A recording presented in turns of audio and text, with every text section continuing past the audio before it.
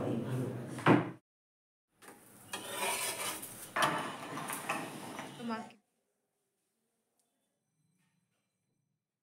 Hello, কেমন আছেন? SD স্মৃতিকথার আরও একটি নতুন ব্লগে আপনাদেরকে স্বাগত। আর এই ভিডিওটা আমি বানিয়েছিলাম যেদিন বান্ধবীরা আসে তার পরের দিন। তো বান্ধবীর মেয়ে এখানে ওর মেকআপ বক্সটাকে ছেড়ে রেখে গেছে, মানে মেকআপ বক্স বলতে ছোট্ট একটা ব্যাগ, যার মধ্যেও মেকআপের খুঁটিনাটি অনেক জিনিসই দেখলাম ওর মধ্যে আছে। তো ওরা এসেছিলো, তো বেডশিটটাকে আমি আবার পরের দিন সকালে চেঞ্জ করে নিচ্ছি, কারণ সাদা বেডশিট তো, আর এত দাপাদাপি করেছে কজনে মিলে, তো ওই জন্য বেডশিটটাকে চেঞ্জ করতে হচ্ছে, আর তা না হলেও চেঞ্জ করতে হতো। আর আমার বাড়ির কাজ হচ্ছে না, এখানে এত শব্দ হচ্ছে আমি ভয়েস অ্যাড করতেই পারছি না। অনেক দিন ধরে কাজ হচ্ছে, এর আগের ব্লগগুলোতেও বলেছিলাম। তো এই যে হাতুড়ি মারার শব্দ আসছে।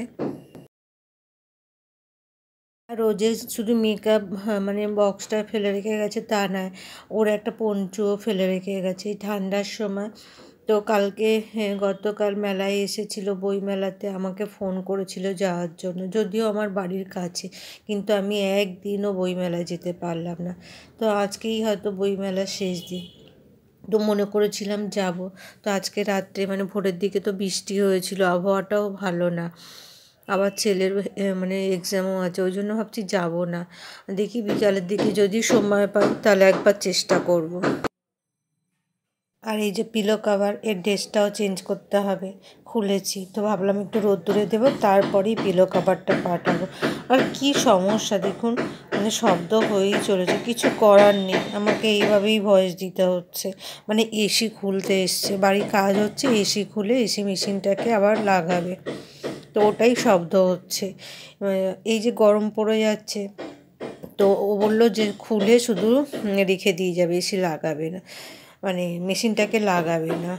তো আমি বললাম যে আবার তো কদিন বাদেই গরম, তো লাগিয়ে দিয়ে যেতে বলেছি, জানি না কি করবে। আর আমি দেখুন এখানে পরেও প্রচুর নোংরা হচ্ছে, বাড়িতে কাজ হলে না ঘর বাড়ি প্রচুর নোংরা হয়, মানে সারা দিন না পরিষ্কার করে করে আর পারছি না।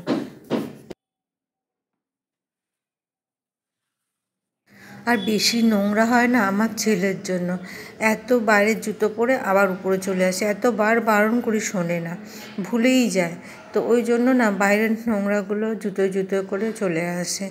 তো আর ওই যে ছাদে খেলা করে, ছাদেও তো প্রচুর ধুলো ময়লা বালি। আর এখন না বিকাল প্রায় 5টা 5:30 বাজে, আর একটু আমি বিউলির ডাল ভিজিয়ে রেখেছিলাম, ওটাকেই আজকে মানে পিঠে বানাবো, সরু চাকলি বানাবো। আপনারা কি পিঠে বলেন এটাকে অবশ্যই জানবেন, আমরা তো সরু চাকলিই বলি।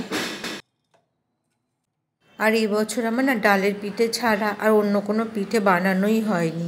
সেই যে বান্ধবীরা এসেছিলো ওই দিন সকালে আর কি, মানে পরের দিন সকালে ওদের জন্য ডালের পিঠে বানিয়েছিলাম, আর আজ বানাচ্ছি, আজকে মাও আসবে। আর এই শীতের সন্ধেবেলা এরকম ডালের পিঠে বানাতে ভালো লাগে না, কেউ বানিয়ে দিলে বেশ খেতে ভালো লাগে, কি বলুন তাই না? আর বরকে বললাম একটু ডালটাকে পেস্ট করে দিতে, তো ওই মানে মিক্সিতে পেস্ট করে দিল, কারণ ওই মিক্সিতে না তারটা একবার চলে উঠেছিল, ওই জন্য আমি ভয় পাই এখন ওটাকে হাত দিতে। আর এখানে আমার ডালটাকে গুলে রেডি করা হয়ে গেছে, আর একটু চা বানিয়ে নিলাম, চা খেয়েই পিঠে বানানো শুরু করব।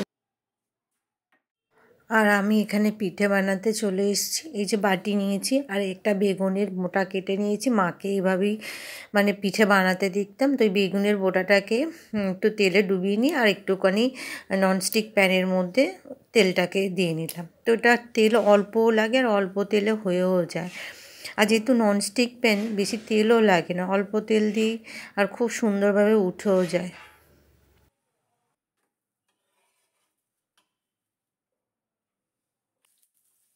আর এই যে আমার হাতে দেখেছেন যেটা দিয়ে আমি ঘোরাচ্ছিলাম, মানে এই যে ডালটাকে, এটা হচ্ছে একটা প্লাইউড ভাঙা, মানে ছোট্ট একটা প্লাইউডের টুকরো, এটা দিয়ে আমি মশলা করি, শিলে যখন মশলা করি তখন এটা দিয়েই মশলা আমি টানি, আবার পিঠে করার সময় এটা দিয়েই বানাই, বেশ ভালো হয়, একবার করে দেখবেন এইভাবে, ভীষণ সুন্দর হয়। আর আমি পিঠেগুলো ভীষণ পাতলা পাতলা করে বানিয়েছি।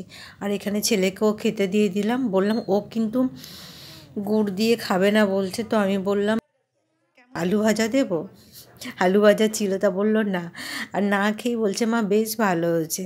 আমি বললাম আগে খাও দেখো তারপরে বলো কেমন হচ্ছে। খেতে তো চাইছে না, জোর করেই খাওয়ানো। আর আমার ছেলে একেবারেই খেতে চাইছিল না, বারে বারে জিজ্ঞাসা করছিল একটু এটা কি। তাই আমি বললাম বাবা একটু খেয়ে দেখো, না খেলে বুঝবে কি করে। আমি এখন সন্ধে দিতে চলে এসেছি, সন্ধে হয়ে এসছে। আর পিঠে ওখানে সব আমার এখনও বানানো হয়নি কিন্তু। তো অল্প কিছু বানিয়ে রেখে ওকে খেতে দিয়ে আর আমার ছেলেকে টিউশন দিয়ে তারপর আমি সন্ধে দিতে এসেছি, কারণ দেরি হয়ে যাবে। ওই জন্যই ওকে কিছুটা বানিয়ে দিলাম, বানিয়ে খাইয়ে পাঠিয়ে দিলাম। আর ও একটাই খেয়েছিল, খেতে চাইছিল না। তো জোর করেই বললাম বাবা একটুখানি টেস্ট করো। তা গুড় দিয়ে খায়নি, ওই একটা শুকনো শুকনো খেয়ে আর টিউশন গেছে। আর আমি এখানে সন্ধ্যা দিতে বসেছি। আর এখানে না এই প্রদীপের যে সলতেগুলো, এগুলো আমি পুরী থেকে নিয়ে এসেছিলাম। এই প্রায় 1 বছর হতে যায়, এখনও অনেকটা আছে। আর অনেকটাই নিয়ে এসেছিলাম। তো চলুন সন্ধ্যেটা দিয়ে নিয়ে আবার পিঠে বানাতে যাব। পূজাটা করে নিয়ে আবার কথা বলছি। আর পূজা করতে বেশ সময় লাগে। আর আজকে একটু ধুনোও দেবো, একটু ধুনো দিলে বেশ ভালো লাগে। আমি কিন্তু প্রতিদিন ধূপ দিই তা না, মাঝে মধ্যেই ধুনো দিই, কারণ আমার ধুনোর গন্ধ বেশ ভালো লাগে আর ধুনোটা দিতেও বেশ ভালো লাগে।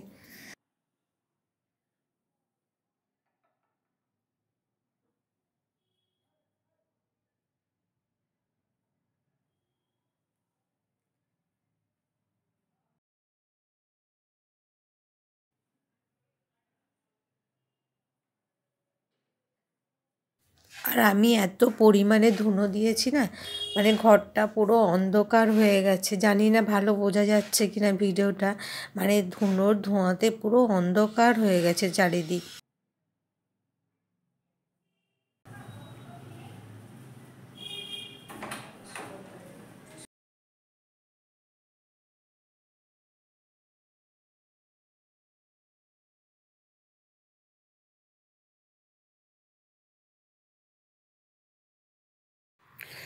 আমি আবার কিছু গোলা বানানো ছিল, তো সেগুলোকে পিঠে বানিয়ে নিলাম। নিয়ে আর মাও চলে এসছে, মা আর আমি এখানে দুজনে খেতে বসেছি। আর ওদিকে আমার মানে কি বলে, কিছু কাজও পড়ে আছে, রান্নাও করতে হবে। আর দুজনে যে কি কথা বলছি এখন আমার মনে নেই। মা আমি গল্প করছিলাম আর এখানে পিঠে বানিয়েছি। আর মারও না এটা খুব ভীষণ পছন্দের পিঠে। আর এই পিঠেটা আমিও ছোটোবেলায় খেতাম না, এখন আমারও এটা খুব পছন্দের পিঠে।